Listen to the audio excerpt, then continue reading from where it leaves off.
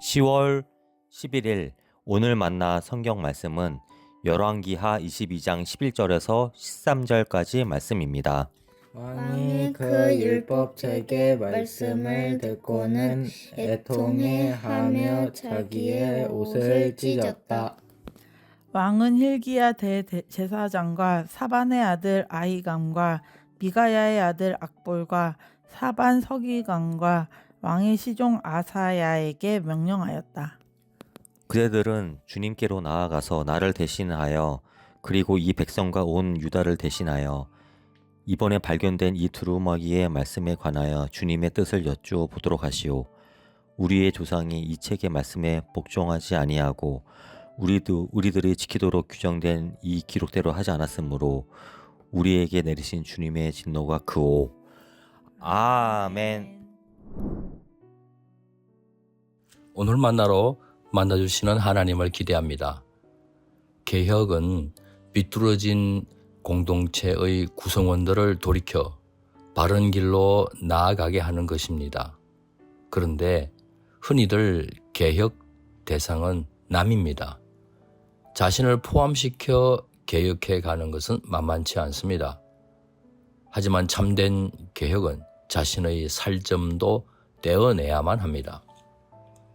8세 때 왕으로 등극한 요시야는 31년간 유다를 다스리는 동안 그 조부와 아버지가 걸었던 악한 길에서 벗어나 다윗의 길을 걷고자 했습니다. 성경은 이런 요시야를 칭찬합니다. 2절 말씀. 요시야는 주님께서 보시기에 올바른 일을 하였고 그는 좌로나 우로 치우치지 않은 왕이었습니다. 제위 제18년 즉 요시야 왕은 자신의 나이 26살 때 무너진 채 상당 세월 방치된 성전 때문에 마음이 편치 않았습니다. 하나님 향한 유다 왕국의 영적 상태를 그대로 보여주는 것 같았을 겁니다. 그는 성전의 무너진 곳을 수리하도록 명령했습니다. 하나님을 가장 귀한 자리에 모실 수 없는 그런 상태에서 제사가 온전할 수 있겠나 싶었을 겁니다. 그런데 성전 수리 과정에서 먼지에 덮여있는 율법책이 발견되었습니다. 율법책은 제사장을 통해 서기관 사반에게 건네졌습니다. 사반은 그 율법책이 얼마나 중요한지 절감하지 못했습니다. 요시야 왕의 요청을 받았을 때 다소 가벼운 마음으로 읽어 내려갔던 겁니다. 그런데 요시야 왕이 옷을 찢는 게 아닙니까? 성경에는 옷 찢는 장면이 종종 등장합니다. 요셉이 노예로 팔리는 바람에 그를 구출하려던 르우벤은 자기 옷을 찢었습니다. 욥도 자식들이 죽었다는 소식에 옷을 찢었습니다.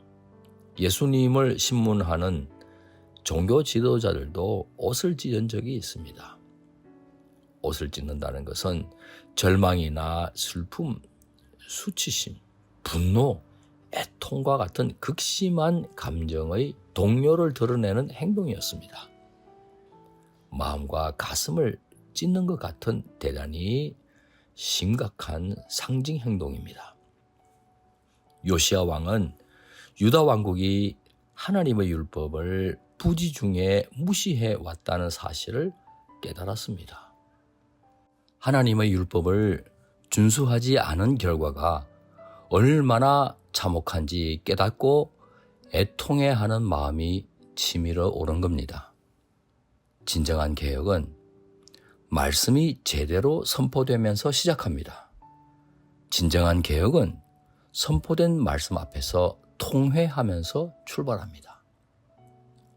요시야는 말씀에 붙잡혀 좌로나 우로나 치우치지 않을 수 있었습니다. 말씀 앞에서 자신을 포함하여 왕국의 종교 개혁을 단행하였습니다. 저 옛날 하나님께서 지도자 모세를 승계한 여호수아에게 좌로나 우로나 치우치지 않도록 계명을 준행하라고 말씀하신 그대로입니다. 그러나 안타깝게도 유다 백성들은 요시야 왕과 같지 않았습니다. 이방나라 니느웨에서 벌어졌던 온 공동체의 처절한 회개의 역사는 일어나지 않았습니다. 요시야 왕도 왕국의 멸망을 막을 수는 없었습니다. 요시야가 살아생전에 유다 왕국의 멸망이라는 험악한 꼴은 보지 않은 것이 은혜라면 은혜였습니다. 하나님께서 당신의 심판을 요시야 이후로 유예시켜 주셨기 때문입니다.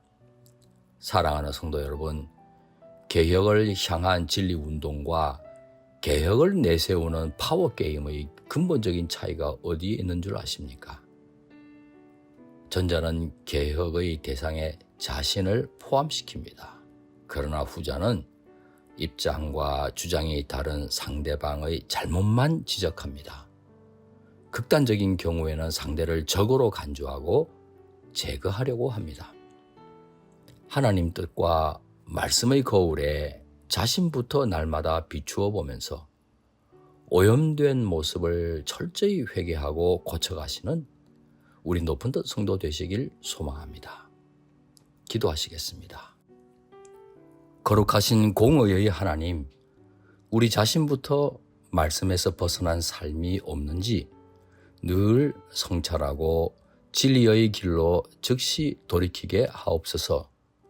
귀하신 예수님의 이름으로 기도합니다. 아멘. 이제 두 가지 제목으로 함께 기도하겠습니다. 첫째, 오늘의 말씀을 따라 기도하겠습니다. 하나님을 갈망하는 가운데 말씀 묵상을 통해 자기 성찰에 솔선수범하며 공동체 전체가 깨어있도록 힘쓰게 하옵소서. 둘째, 교회 내 공동체들을 위해 기도하겠습니다. 교회 내 연령이나 사역 혹은 지역별 공동체들이 말씀을 통해 하나님의 뜻을 분별하고 그 뜻을 따라 함께 걸어가게 하옵소서. 이 제목으로 기도하신 후에 개인 기도를 계속하시겠습니다.